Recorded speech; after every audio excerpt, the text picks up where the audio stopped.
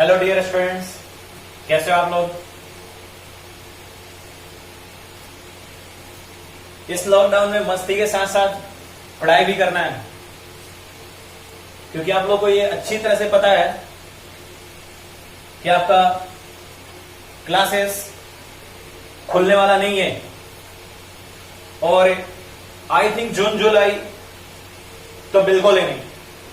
हो सकता है सितंबर अक्टूबर में खुल भी जाए, लेकिन चांसेस नहीं बनता। तो इसलिए घर पे रहो, एकदम अच्छे से रहो और एंजॉय भी करो, साथ साथ स्टडी भी करो। क्लियर है बातें। और बिल्कुल परेशान नहीं होना है और ईच एंड एवरी वीडियो देखते जाना है, सारे कॉन्सेप्ट्स क्लियर होते जाएंगे।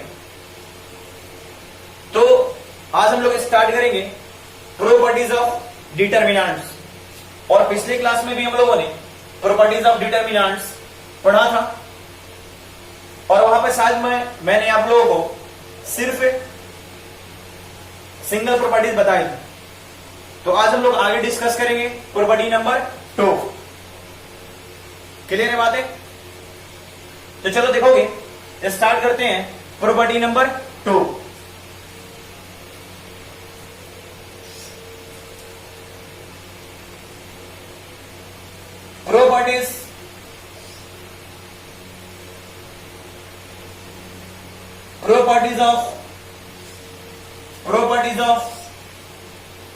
properties of determinant, properties of determinants। First property हमने डिस्कस कर दिया था, चलो इसको भी रिमाइंड करा देता हूं। फर्स्ट प्रॉपर्टी हमारा क्या था। First property, if rows and columns are interchanged,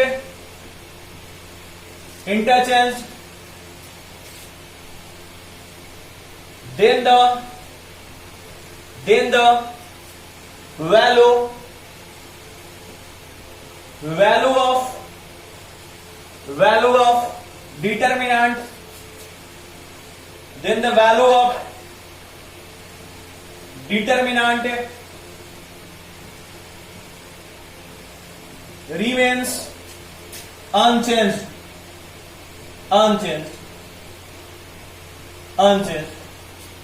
ये बात हमने क्लियर किया था कि अगर रोज एंड कॉलम्स को अगर हम इंटरचेंज कर देते हैं तो वैल्यू ऑफ डिटर्मिनेंट्स क्या होता है, अनचेंज होता है। यानी कहने का मतलब ये है, दैट इज A1 है, B1 है, C1 है, A2 B2 C2, A3 B3 C3।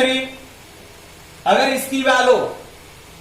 इसकी वैल्यू सपोज 5 आती है, सपोज इसकी वैल्यू क्या हम लोग 5 पाते हैं,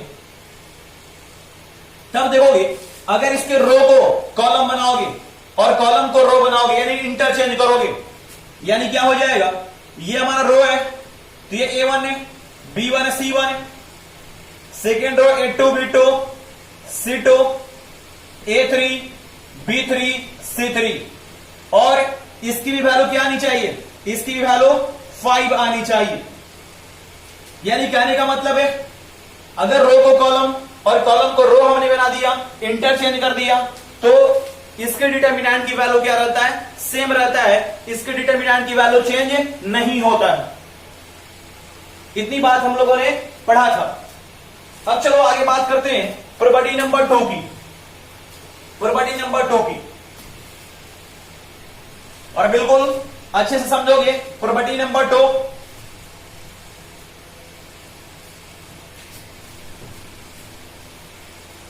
तो चलो पहले इसे नोट कर लेते हैं, प्रॉपर्टी नंबर 2 क्या है, इसके बाद हम लोग क्लियर करेंगे।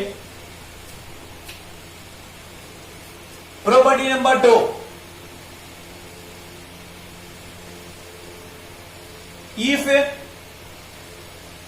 if any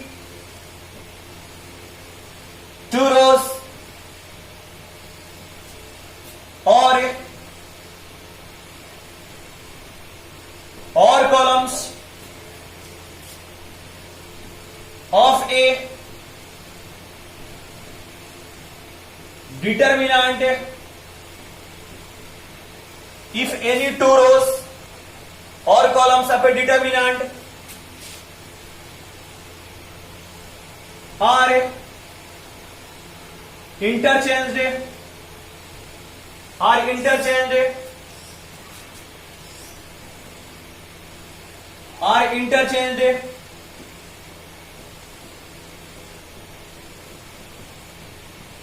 then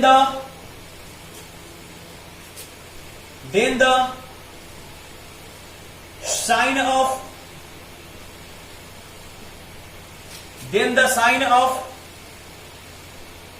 determinant is changed,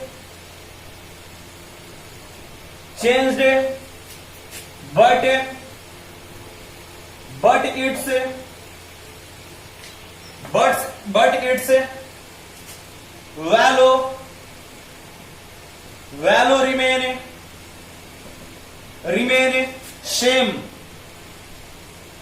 remain same या remain unchanged। देखो क्या बातें हो रही है कि if any two rows or columns of a determinant are interchanged, देखो क्या बातें हो रही है, बिल्कुल ध्यान से समझोगे। सपोज कोई डिटर्मिनेंट गिवन है A1 B1 C1 A2 B2 C2 A3 B3 C3 ये डिटर्मिनेंट गिवन है। करें कि इस डिटर्मिनेंट का एनी टू रोज और एनी टू कॉलम्स, किसी भी टू रोज को और किसी भी टू कॉलम्स को अगर हम लोग इंटरचेंज कर दें, सपोज ये हमारा रो है, ये R1 ये R2, अगर हमने इसको इंटरचेंज कर दिया, ये R1 है, R1 को R2 के स्थान पर और R2 को R1 के स्थान पर हमने रिप्लेस कर दिया, तो ये हो गया A2 B2 C2, ये आपका A1 है B1 है C1, और इधर क्या है आपका A3 B3 C3, राइट। देखो अब जरा बात को ध्यान दोगे, करा कि इफ एनी टू रोज और एनी टू कॉलम्स, तो हमने क्या करा, अभी रो को पकड़ा है, करा कि रो को अब डिटर्मिनेंट आर इंटरचेंज, अगर इंटरचेंज कर देते हो then the sign of determinant is change, but its value remain same. Suppose इस डिटर्मिनेंट को आप सोल्व करते हो तो इसकी वैल्यू अगर 5 आता है, तो इस डिटर्मिनेंट को अगर सोल्व करोगे तो कहोगे सर वैल्यू तो 5 ही आएगा, लेकिन क्या करा कि sign of determinant is change, अगर ये +5 है तो ये क्या हो जाएगा, ये -5 हो जाएगा। यानी क्या होता है, अगर कोई डिटर्मिनेंट दिया तो उसके किसी भी टू रोज को और किसी भी टू कॉलम्स को अगर हम लोग आपस में बदल देते हैं, इंटरचेंज कर देते हैं, तो उसकी वैल्यू तो सेम रहता है, लेकिन साइन क्या होता है, चेंज हो जाता है। अगर प्लस है तो माइनस, और माइनस है तो प्लस। क्लियर है बातें पकड़ में आ रही होगी, राइट ना। यहां पर भी आप देख सकते हो कि मैंने क्या कहा कि ये डिटर्मिनेंट की अगर वैल्यू 5 है तो हमने क्या करा, इसको और इसको इंटरचेंज कर दिया, R1 को R2 से इंटरचेंज कर दिया, R1 है इंटरचेंज है R2, तो R1 को R2 से इंटरचेंज करा तो ये मिला हमारा, तो इसकी भी वैल्यू 5 ही आएगी, लेकिन क्या होगा, साइन चेंज हो जाएगा, ये माइनस हो जाएगा। तो अब जरा दिमाग से बात करोगे, जरा सोच के बताओगे, सर अगर इसकी वैल्यू 5 है, सपोज इसकी वैल्यू 5 है और इसकी वैल्यू क्या -5 है, और इन दोनों को हमें इक्वल करना है, इसको भी और इसको दोनों को हमको इक्वल लिखना है, इक्वल, तो इतना इक्वल टू इतना तो लिख नहीं सकते क्योंकि ये 5 है और ये क्या है, -5 है, तो दोनों को इक्वल बनाने के लिए क्या करना पड़ेगा, क्योंकि ये 5 और ये -5 है, तो एक और माइनस लगाना पड़ेगा, दोनों को इक्वल बनाने के लिए लगाना पड़ेगा ना, पता नहीं पकड़ में। तब हम लोग क्या लिखेंगे, जब यहां पर माइनस दिए तो यहां पर माइनस। अब जरा बात को समझोगे, अब क्या हम लोग इक्वल लिख सकते हैं क्या, ये सर अब ये क्या हो गया, ये और ये दोनों इक्वल हो गया। क्यों? क्योंकि ये तो वैल्यू तो सेम देगा, वैल्यू तो सेम देगा। अगर ये 5 दिया है तो ये क्या देगा, -5 देगा, लेकिन इक्वल करने के लिए माइनस लगा तो +5 बना देगा, तो दोनों क्या हो जाएगा, इक्वल हो जाएगा। बात आ रही पकड़ में? तो हम लोग इसको इतना इक्वल टू इतना लिख सकते हैं। यही नहीं, अगर आपने कहा कि सर मैं R1 और R2 को नहीं करूंगा, अगर हमारा दिया है, अगर ये A1 है, ये B1 है, ये C1 है, ये A2 B2, ये C2 है, राइट ना, ये आपका A3 B3, ये C3 है। अगर किसी बंदे ने कहा कि नहीं सर हम लोग करते क्या है, फर्स्ट कॉलम और सेकंड कॉलम को इंटरचेंज करते हैं, चलो करते हैं। तो आपने क्या कर दिया, B1 B2 B3, पहले आ गया B1 है, B2 B3, और ये क्या हो गया, A1 है, A2 A3 हो गया। इधर क्या हो गया, C1 C2 C3 हो गया। अब आप बोलोगे सर दोनों की वैल्यू सेम होगी क्या? वैल्यू सेम होगी, लेकिन साइन सेम नहीं होगा। अगर ये 5 देगा तो ये क्या देगा, -5, राइट है। तब देखोगे क्या करना होगा, माइनस इक्वल करने के लिए माइनस साइन लेना पड़ेगा। बात आ गई पकड़ में कि अगर हमने कोई भी रो और कॉलम को चेंज किया तो फटाक से क्या लाना पड़ेगा, साइन को चेंज करना पड़ेगा। प्लस है तो माइनस, माइनस है तो प्लस। बात क्लियर है? तब देखोगे अब इसका हम लोग प्रूफ भी कर सकते हैं, कितना इक्वल टू हमारा इतना है कि नहीं है। चलो प्रूफ करके भी देख लेते हैं। आप जानते हो, चलो मैं यहां से कर रहा हूं प्रूफ ये जूम कर रहा हूं मैं, लेट डेल इक्वल टू मैं इतना जूम कर रहा हूं, और इसे क्या डेल डैश जूम कर लेंगे। तो चलो डेल इसे मैंने पकड़ लिया, ये क्या हो गया, A1 है, B1 C1 है, A2 B2 C2, A3 B3 C3, ये इतना हो गया। अब क्या करेंगे, एक्सपैंड करेंगे,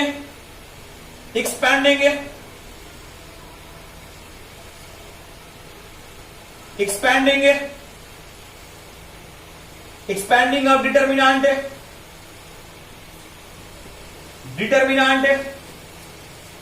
along expanding of determinant along first row के along expand कर रहे हैं। then we get तो डिटर्मिनेंट इक्वल टू या फर्स्ट रो के along, तो क्या होता है, प्लस माइनस प्लस, ये होता है ना, plus minus plus, plus minus plus, minus plus plus, plus minus plus. तो चलो ये हो गया A1। क्या करोगे, फर्स्ट रो फर्स्ट कॉलम को डिलीट, क्या मिलेगा, B2 C2 B3 C3, B2 C2 B3 C3, plus minus ये हो जाएगा माइनस B1। इधर क्या मिलेगा, ये और ये डिलीट, देखो इस रो में और इस कॉलम में, तो A2 C2 A3 C3, A2 C2 A3 C3, ये मिल गया अपने को। क्लियर है? अब देखा जाए प्लस, ये प्लस C1 हो गया आपका, प्लस C1, तो ये और ये डिलीट, क्या मिलेगा, A2 B2 A3 B3, ये मिल गया आपको A2 B2 A3 B3, ये इतना हो गया। अब इसे एक्सपैंड कर लेंगे, सोल्व कर लेंगे। अब टू ऑर्डर के डिटर्मिनेंट्स में कन्वर्ट हो गया, तो जब टू ऑर्डर के डिटर्मिनेंट्स में कन्वर्ट हो गया तो इतना तो हम जानते हैं, तो चलो करते हैं। तब हमारा क्या हो जाएगा, सर इतना हो जाएगा A1, क्या करते हैं, इसको मल्टीप्लाई B2 C3 माइनस, फिर इसको multiply B3 C2 minus B1। अब क्या करेंगे, तो इसको multiply A2 C3 minus A3 C2, फिर क्या प्लस C1 हो गया। चलो यहां लिखता हूं C1 into A2 B3 minus क्या हो जाएगा, A3 B2, राइट। इतना हमने फाइंड कर लिया इधर वाला। अब चलो अब एज्यूम करते क्या कि इसको चेंज करने के बाद ना, क्या किसी भी टू रोज और टू कॉलम्स को चेंज करने के बाद, तो देखोगे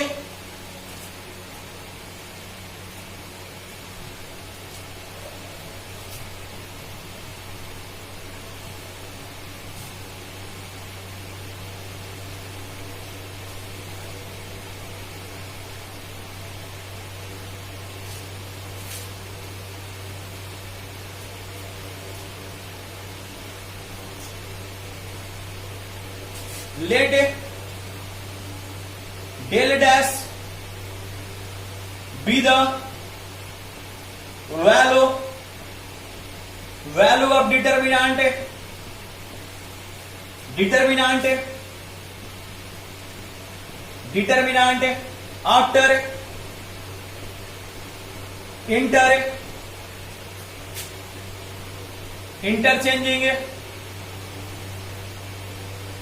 after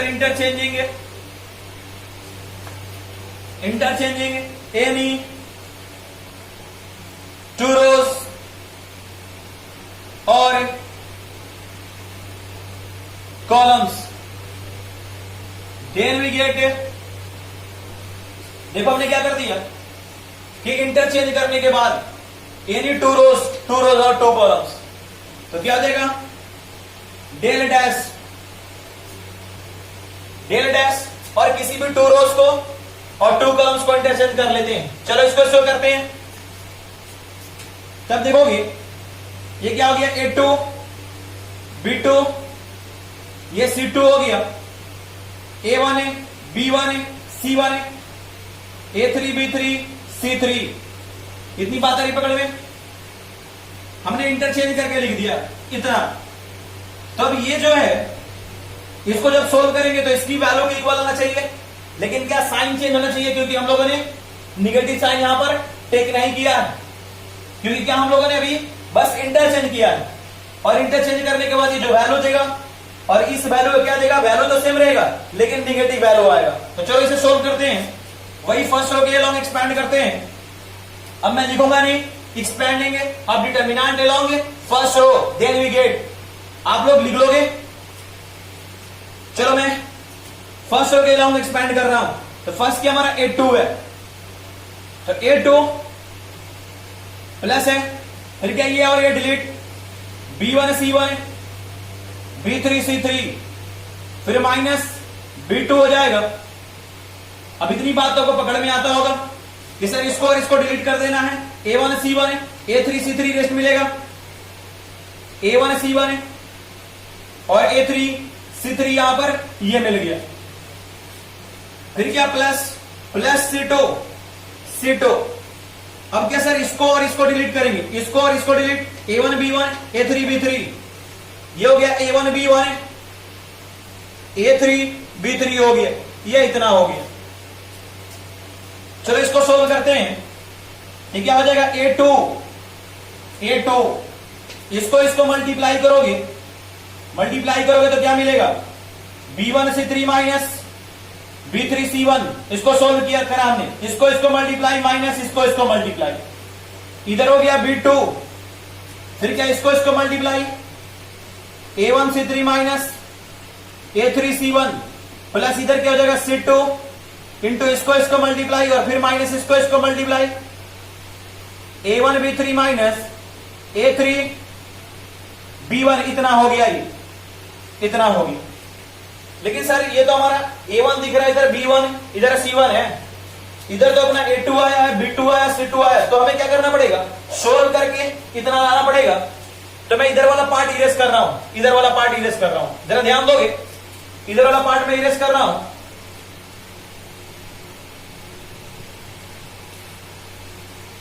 बस ये लास्ट वाला पॉइंट मैं छोड़ूंगा ताकि हम लोग यहां से चेक कर ले कि हमारा आया है कि नहीं आया है।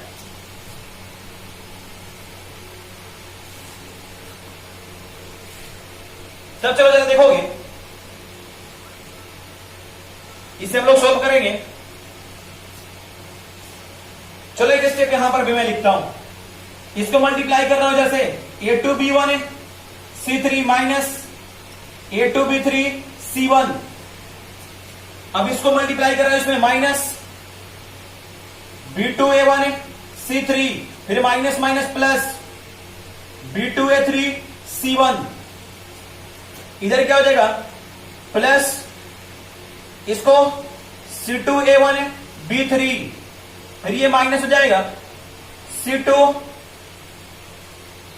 C2A3 B1। क्लियर है इतनी बातें? यहां पर हमने इसको लिख दिया। अब चलो ध्यान दोगे, हमें इतना लाना है, इतना लाना है। देखते हैं A1 किसमें है, इसमें तो नहीं है, इसमें भी नहीं है, इसमें है, इस वाले पार्ट में A1 है, और किसमें है, और इस वाले पार्ट में A1 है, राइट। चलो यहां से A1 है, मैं माइनस A1 कॉमन ले रहा हूं, मैं माइनस, क्योंकि इसमें माइनस लगा है, मैं माइनस A1 कॉमन ले रहा हूं।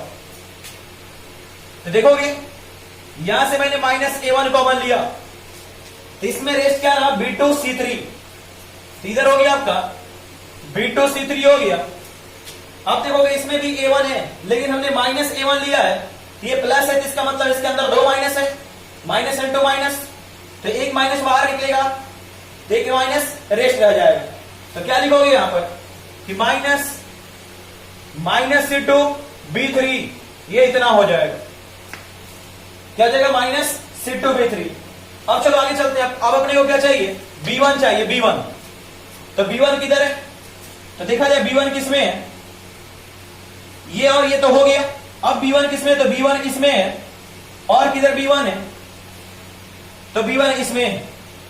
तो चलो यहां से देखो B1 कॉमन ले रहा हूं, इधर माइनस भी है, प्लस है, चलो प्लस ले लेता हूं, प्लस B1, ये प्लस B1 हो गया, प्लस B1।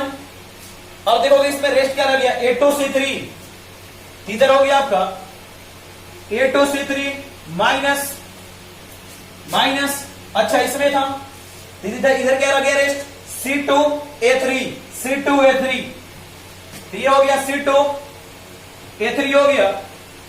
अब चलो आगे बढ़ते हैं C1 की ओर। C1 किसमें अवेलेबल है, तो C1 इसमें अवेलेबल है, और किसमें, इसमें अवेलेबल है C1। तो चलो यहां से C1 को माइनस C1 कॉमन लेते हैं, तो यहां हो जाएगा, चलो माइनस C1 मैं इधर लिख रहा हूं C1, तो क्या हो जाएगा A2B3, ये हो गया आपका A2B3, फिर इधर क्या है C1 यहां पर है और C1 यहां पर है, तो इसमें से माइनस C1 हम कॉमन लेंगे, तो ये प्लस है, तो सिंगल माइनस इसमें रेस्ट रह जाएगा, तो माइनस B2A3 हो गया इधर। अब चलो जरा ध्यान दोगे, अब मैं क्या कर रहा हूं कि अब मैं माइनस कॉमन ले रहा हूं, माइनस, तो देखो मैं माइनस कॉमन ले रहा हूं, तो इधर क्या हो जाएगा, तो ये आपका तो A1, इधर क्या B2C3 है, माइनस B3C2 भी लिख सकते हैं, C2B3 लिखो या B3C2 लिखो, एक ही बात है। इधर देखो प्लस है, हमने माइनस कॉमन लिया है, तो प्लस है, तो क्या हो गया माइनस B1 हो गया, इधर क्या हो जाएगा A2C3 ये माइनस, फिर A3 को मैं पहले लिख दे रहा हूं A3C2, फिर यहां पर माइनस है, क्या देगा प्लस हो जाएगा, क्योंकि माइनस हमने कॉमन लिया। इधर क्या हो गया C1 है, A2B3 ये माइनस A3B2। अब जरा ध्यान दोगे, देखो ना यही मिला क्या, A1 है, B2C3 minus B3C2 minus B1 है, ये सारे यही है क्या, लेकिन किस साइन के साथ मिले हैं, निगेटिव साइन के साथ। हमने कहा था ये बातें कि अगर जो यहां पर हम लोगों ने ज्यूम किया था कि अगर इसकी वैल्यू 5 आएगी तो इसकी वैल्यू क्या आएगी, -5 आएगी, क्योंकि हम लोगों ने इंटरचेंज कर दिया टू रोज को, टू कॉलम्स को। तो देखोगे इसकी वैल्यू क्या आई थी, कितना आया था, यानी इसकी वैल्यू 5 है, तो इसकी वैल्यू क्या है -5 है, यानी इसकी वैल्यू इतना है, तो इसकी वैल्यू क्या माइनस इतना है, राइट ना। तब आप देख सकते हो कि सर ये तो इतना आ गया, तो हमारा डेल डैश क्या हो गया, डेल डैश, देखो ये माइनस और ये इसके इक्वल हो गया, तब तो लिख सकते हैं ना del dash equal to del.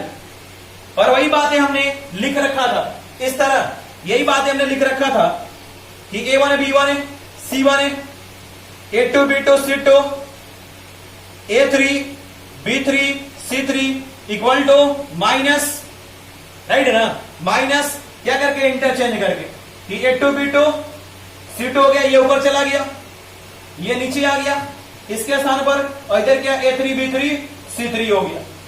अब तो बातें क्लियर हो गया वो, अरे क्लियर है ना, ठीक है। चलो फिर आप नोट कर लो, और ये हमारा क्या हो गया, प्रूफ हो गया, प्रूफ्ड।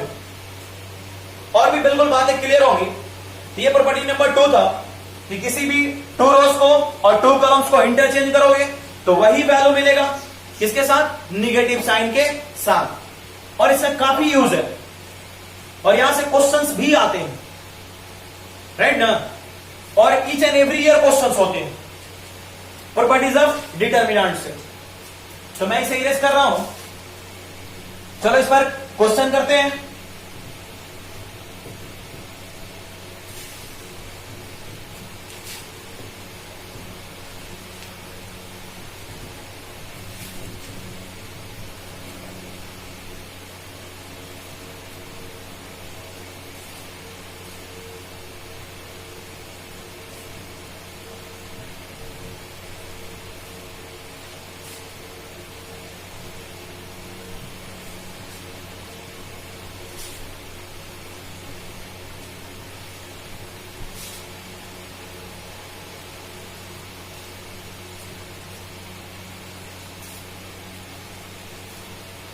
चलो देखोगे एग्जाम्पल।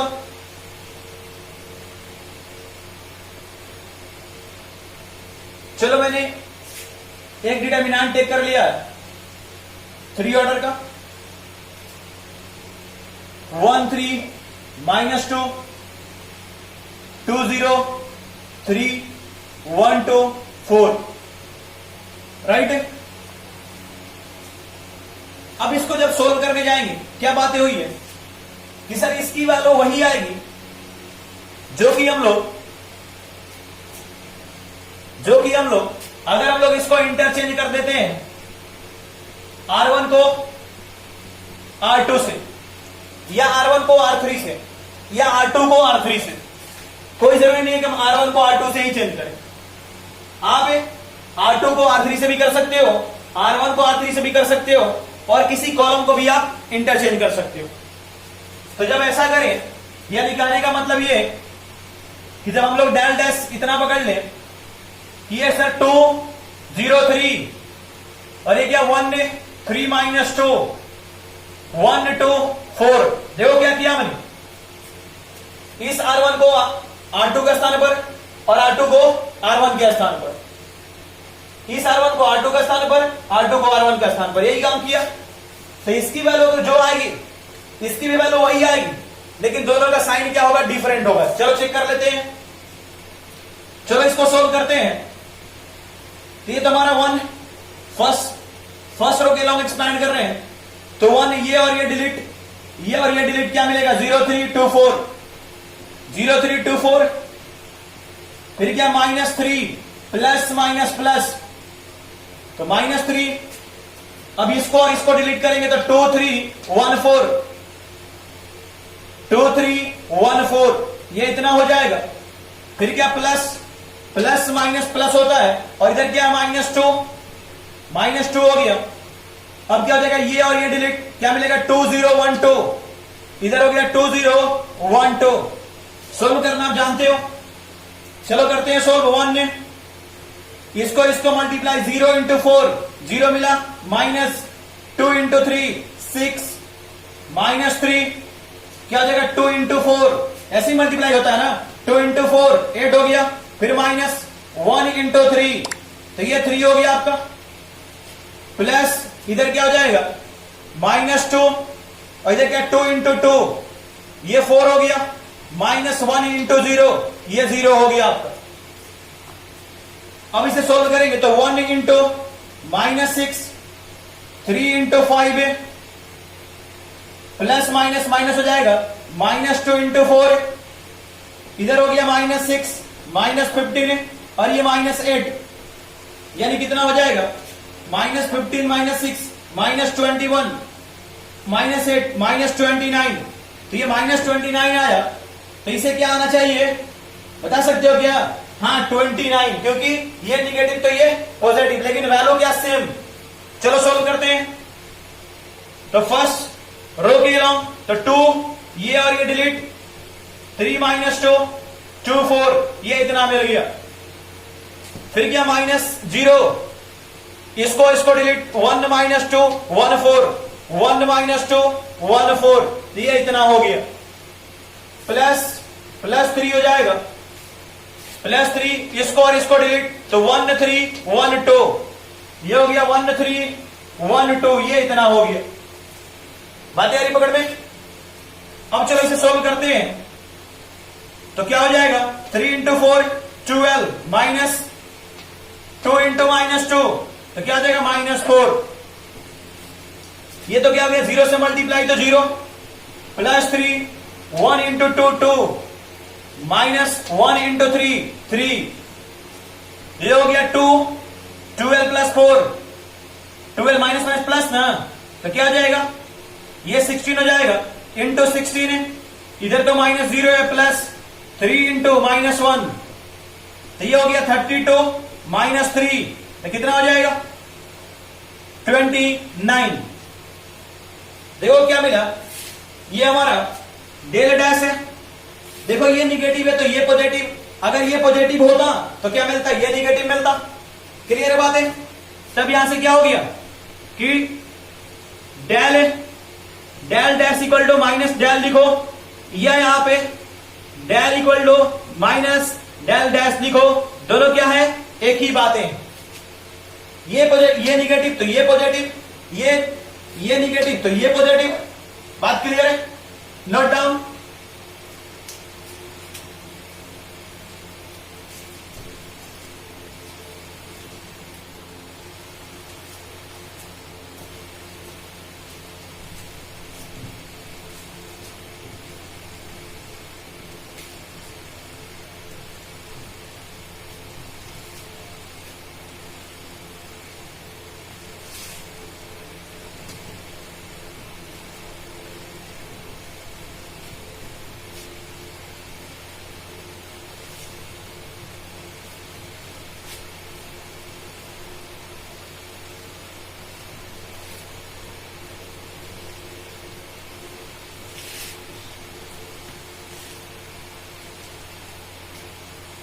अब चलो देखोगे प्रॉपर्टी नंबर 3, प्रॉपर्टी नंबर 3, चलो पहले इसे लिखते हैं। इफ एनी टू रोज और two columns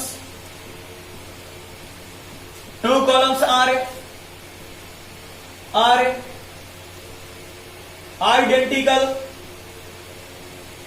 identical, then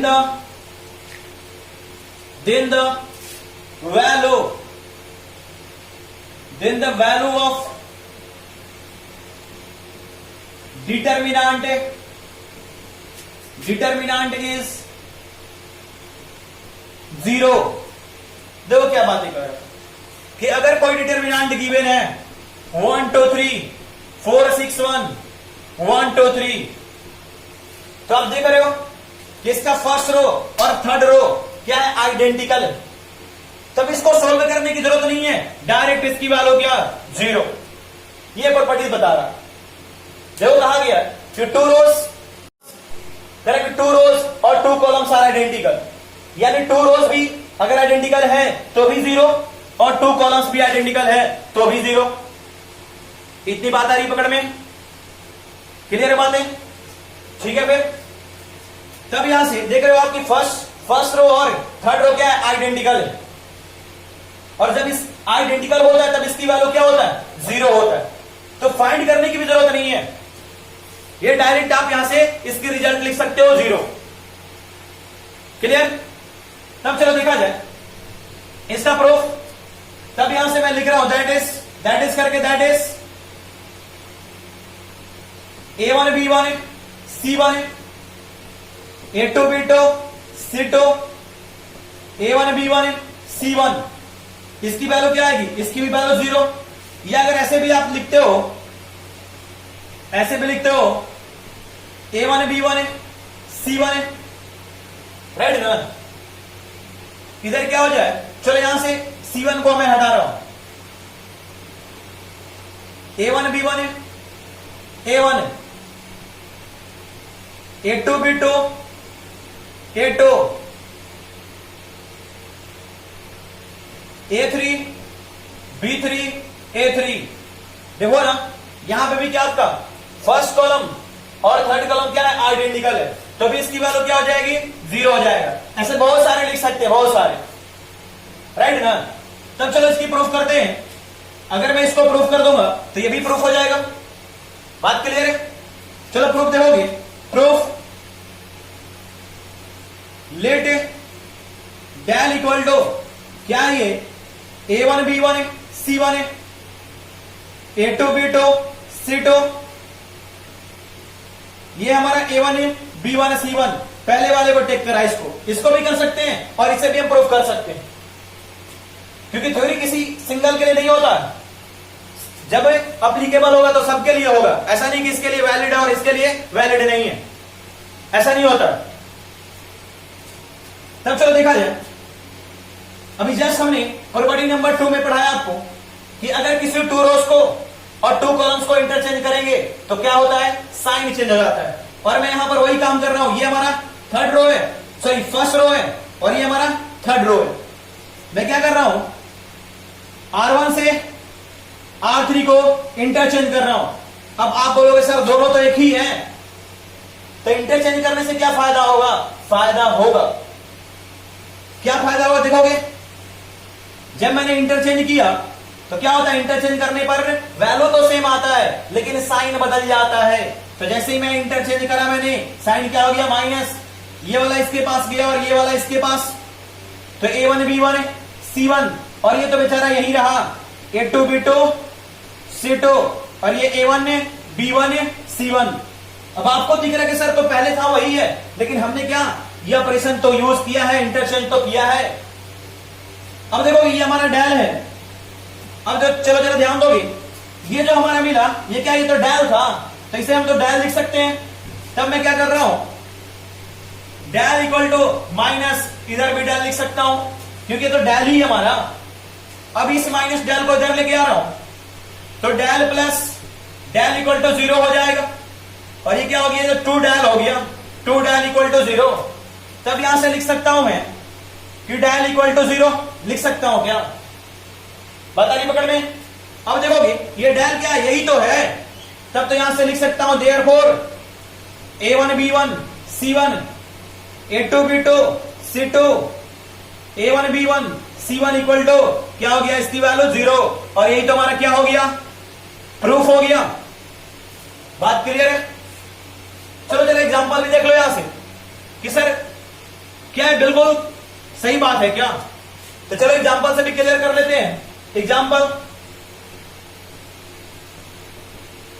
evaluate determinant 1 2 3 4 1 3 1 2 3, देख लो। अब इसकी वैल्यू तो आप डायरेक्ट बता सकते हो, सर इसकी वैल्यू 0 होनी चाहिए, लेकिन चलो मैं सोल्व करके दिखाता हूं। ये फर्स्ट रो है, फर्स्ट रो के अलोंग क्या करोगे, इसको डिलीट, 1 3 2 3 रेस्ट मिलेगा, प्लस माइनस प्लस तो -2, इधर क्या हो जाएगा, ये और ये डिलीट, 4 3 1 3 4 3 1 3, फिर क्या प्लस प्लस 3, अब क्या ये और ये डिलीट, 4 1 1 2, इतना हो जाएगा। क्या बात क्लियर है? अब इसे जब सोल्व करोगे आप खुद सोल्व कर सकते हो। 1 into 3 3, -2 into 3 6, -2, 4 into 3 12, -1 into 3 3, +3, 4 into 2 8, 1 into 1 -1, ये हो गया 1 इंटू -3, -2 इंटू 9, +3 इंटू 7, ये इतना हो गया। ये -3, -18, +21, देखो क्या हो गया, -3 -18, -21 प्लस 21 क्या मिला, 0 मिला। क्या आंसर?